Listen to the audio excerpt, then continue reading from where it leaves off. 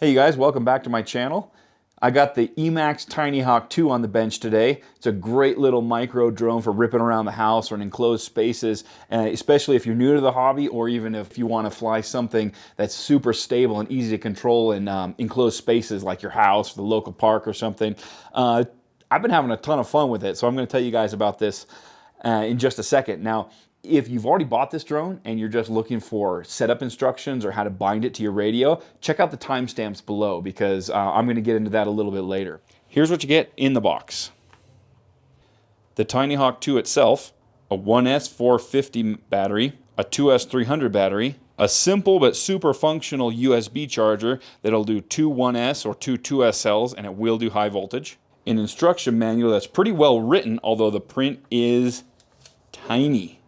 A warning card telling you to switch PID profiles when you use the 2S battery, although Betaflight seems to do that automatically. More on that later. A bag of tools, including rubber bands, screwdriver, extra connector, and some screws. Of course, it includes some stickers. And an extra set of props. Although these props don't fly off like some of the other push-on props, they will eventually fly off and you will eventually lose them, so hang on to these. There have been a lot of improvements to this version of the Tinyhawk. I think this is actually the third generation behind the original Tinyhawk and then the Tinyhawk S. The biggest improvement for me is the better camera. That's what really sold me on this one over the Tinyhawk S. It's a Runcam Nano 2, and it's nice to have a real FPV camera in there. Another thing they've upgraded is the VTX. There's a better VTX in there. It's now 25, 100, and 200 milliwatt switchable, so that's kind of nice. The frame is quite a bit stronger. If you look at these struts, they've redesigned them to make them more crash proof, and I can tell you that it's kind of soft, which is nice because it means it won't break when you run into things. It has some plastic that overhangs right here, and it looks like it'll absorb impact pretty well. And I can tell you from experience, I've crashed mine many times and no problems at all on the frame so far. Another nice upgrade on this frame is that the camera mount is better. It's now completely adjustable. You can switch it all the way down and up, which is nice for beginner pilots because when you first start out, it's so much easier to have that camera angle down lower so you can see where you're going at low speeds and you can see where to land, and you can angle it up without any problems. And of course, a little driver, you can adjust the tension there.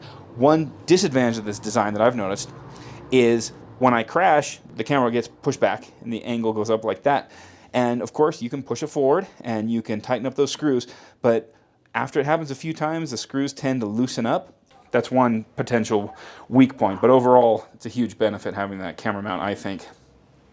Another thing is there's LED lights that go all the way around here, and that's a nice feature. You can see, where the other people can see you flying. On the FPV feed, you're not really going to see it. I don't really care about that much because, again, when you fly an FPV, you don't really notice. And another thing is, I actually prefer how some quads have an LED light bar back here. I actually like that better because then when I'm flying line of sight, it helps me see the orientation of the quad. But whatever, it's got LEDs that are pretty cool. Another thing to mention is that they're soldered right here off of the motor leads. And what's cool about that is as you apply throttle, they light up.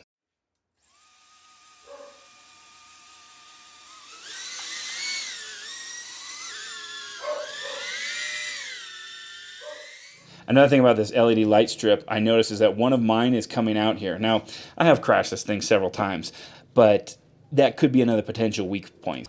Talking about the motors, these are 0802 16,000 kV motors on here, and apparently they're a little bit more powerful than the last version of the Tinyhawk. I think the Tinyhawk S, I think they were slightly lower kV.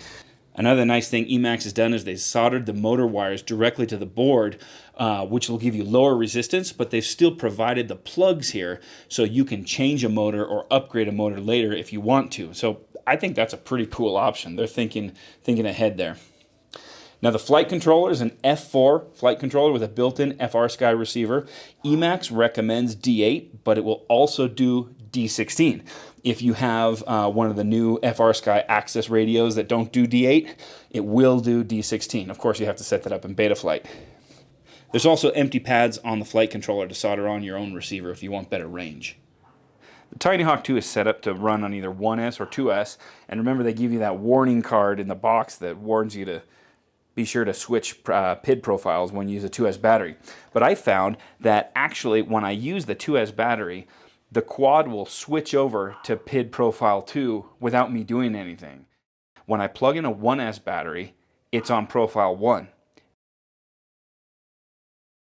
And then when I plug in a 2S battery, it automatically switches to PID profile 2, which is really nice because I would definitely forget to do that. So that's a nice little feature that they've configured in Betaflight for us. But I actually prefer running it on 1S, and the reason is I bought the Tinyhawk to run around my house in enclosed spaces, around my kids, and it just feels a lot more stable and a lot more controllable on 1S. And I don't feel like it necessarily needs more power. Like say the Eachine trash can, I didn't like on 1S at all. I felt like it needed 2S. But the Tinyhawk with these 4-bladed props with the 16,000 kV motors, it's just really efficient and it has plenty. Another nice thing about flying 1S is you can get a pack of these 1S batteries from Banggood or another online retailer really cheap, and you get nice long flights. I can get 4 minutes out of these things, and they're very inexpensive, and since they're 1S, you can charge them up with a USB charger from like a phone charger, a battery bank. Another thing to consider if you are planning on flying this thing on 2S is that this PH2 connector, even though they ship it with a 2S battery with the PH2 connector, I don't think it's ideal for 2S. I mean, this is going to create a real bottleneck. And what I noticed is as soon as I took off when I was flying this 2S battery, it started giving me a low battery voltage warning. And I wasn't doing any crazy punch outs or anything like that, but I think the connector just can't feed the flight controller juice fast enough. If you're going to fly 2S, you probably want to solder an XT30 onto there. For me, I just stick to 1S because I like the way it flies on 1S. I'm going to give you guys a quick rundown of the pros and cons of this quad. First of all, it's super easy to set up. Emax pretty much ships this thing ready to fly. Unless you really want to fool around with some rates or PID profiles, you can pretty much fly this just the way it comes from the factory, and it's set up great. You don't have to change anything. Second, it's super easy to fly. This is about as stable and as easy to fly as an FPV drone can be. So if you're looking to get into the hobby, this is a great choice. Or if you're just looking for something to fly in enclosed spaces around like your family, around your house, or at a park or something, great option. Another thing I really like about this quad is that it performs really well with these 1S batteries. And what that means is life is just easier with 1S batteries as long as the quad's performing well enough. I mean, they're super cheap, they're super easy to charge, so it makes life a little bit easier. Another thing I really like about this is it has some upgrade options. And what I mean by that is you can add an aftermarket receiver if you want better range. You can upgrade the motors. They've left these motor connections on there. It's also 2S capable, so if you really want to get into 2S, you solder an XT30 connector on there. I think Emax was smart to include these options because even though this quad is aimed at beginners, more advanced pilots can have a great time with this platform going into the future. And of course, you've got all the upgrades they've made to this version, like the stronger frame, better camera. I mean, the Tinyhawk is already a proven platform, so with all the upgrades they've done, you can't go wrong. As far as cons go, well, for flying 2S, a PH2 connector isn't the best choice. It's not a problem for me because I'm only going to fly on 1S. But if you want to fly on 2S, you do need to solder an XT30 on there, in my opinion. Another thing to be aware of is this quad is not going to do very well in wind. I wouldn't expect it to because it's so lightweight, but if you're just getting started, if you're doing a lot of flying in angle mode, if you're outdoors, the wind will take this thing like a kite, and in angle mode, you'll have a hard time coming back. So if you are going to fly this thing outside in any wind, I would really recommend getting familiar with horizon at least, and preferably acro mode before you take this outside in too much wind. I had to really reach to find cons for this thing because overall, this is a great little quad for flying around indoors. I'm having a ton of fun with it, and especially since I've been on lockdown, like a lot of you guys probably have been, it's been just like a great little, home quarantine companion. So if you're looking for a little FPV micro drone to get started in the hobby or just to fly around in closed spaces, you could do a lot worse. This is a pretty good option.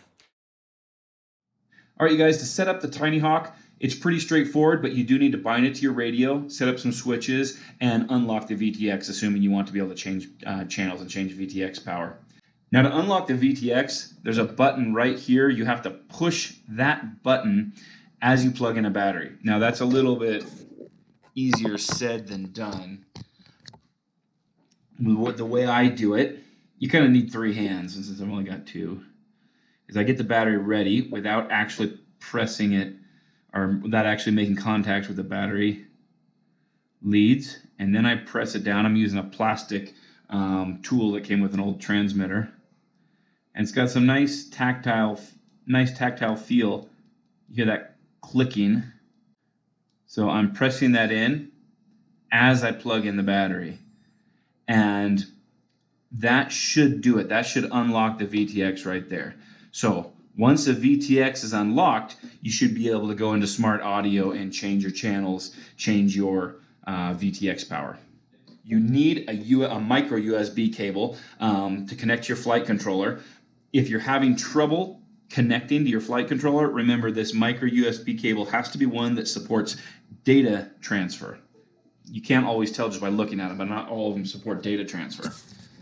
Now that I've got it connected to Betaflight, you can see there I'm connected. Smart audio is already set up on port 2, it looks like. If you're going to bind the Tinyhawk II to a D16 receiver, if you've got one of the new FrSky radios that supports D16 but not D8, you'll need to change this in the configuration tab over here. Change that to FrSky X like that. I'm going to leave it in FrSky Deep because that's for D8. That's what I'm going to use. But if you do want to use D16, just change it right there. There's 2 ways to bind the Tinyhawk to your radio. The first way is to do it through Betaflight. You connect it and then under the CLI command in Betaflight 4.1, the command I believe is bind_RX. I've already got it copied, so that's bind_RX. Hit return, and you should see the red light blinking there. That basically does the same thing as pushing the button. The other way to bind the Tinyhawk is using the bind button. Now it's a little bit difficult to see because it's underneath this battery holder, but there's a small bind button under there. You can either remove the screws and take the battery holder off so you can expose that button, or you can actually press it through the plastic because the plastic is, where is it? There it is. The plastic is soft enough to where you can actually press it through the plastic. Now, in previous versions of the Tinyhawk, you had to press the button while you plug in the battery like we did with the VTX. That's kind of difficult. Now, in this version of the Tinyhawk, you can have the battery pressed in and then press the bind button. So I'm about to press it, and you should see that the red light starts flashing. So now we're in bind mode. That's probably the easiest way to do it, but it's good to know how to use the CLI command in Betaflight because in some builds, maybe that bind button isn't accessible or it's broken or something like that. Okay guys, now grab your transmitter. I'm using the FrSky X-Lite S and I'm running D8 through a multi-protocol module. And the reason I do that is so I can control all of my old quadcopters with the single radio. I have some old Spectrum helicopters and quadcopters. So my menus might look slightly different from yours, but the basic concepts are the same. The first thing you need to do is to create a new model. I already have mine created, but what you're going to want to do is long press, create new model, and then name it what you will. The next page, you're looking for the bind option in menu page 2. It's at the bottom, so rather than scrolling through, I'm going to scroll up from the bottom, and I can find it right there. Now, in my case, I have the external module selected. You probably wouldn't have that unless you have an external module, but make sure you have D8 selected unless you want to run D16, in which case you'll need to change a setting in Betaflight. So there's my bind option right there. I have D8 all set up. Remember that with the Tinyhawk 2, you don't need to plug in the battery while you're pressing the bind button like you did with previous versions. Now I'm going to find the bind switch. It has a nice tactile feel. So there it is. I always forget which corner it's on. It's right here underneath that battery post. And I'm going to put the Tinyhawk into bind mode. You can see the red light stopped for a second, started flashing. I should be in bind mode here, and then I'm going to press the bind button on my controller, and it looks like the blue light started flashing on the Tinyhawk, and I got a reaction, so I believe they're bound, or rebound in my case, so I already had it bound. I'm going to unplug the battery to power cycle the flight controller, plug it back in, and let's make sure. Yep. So that's how you bind the Tinyhawk to your radio. The last thing you're going to need to do is set up your switches. You go to menu page 5, which is mixes. I've already set up mine, but the way you're going to do it is you're going to long press to select a channel. You're going to name it what you will. Under source, you long press, then just flip the switch you want to assign. Again, I have mine set up ARM, flight modes, buzzer, and this one's empty. But however you prefer to set it up, after you've assigned your switches under mixes, you're going to go over to Betaflight under the receiver tab, check to make sure that your switches are responding correctly. Then under the modes tab, make sure that the switches are controlling the modes that you want them to. Now that the quad's bound to the radio and your switches are set up, you're ready to go fly.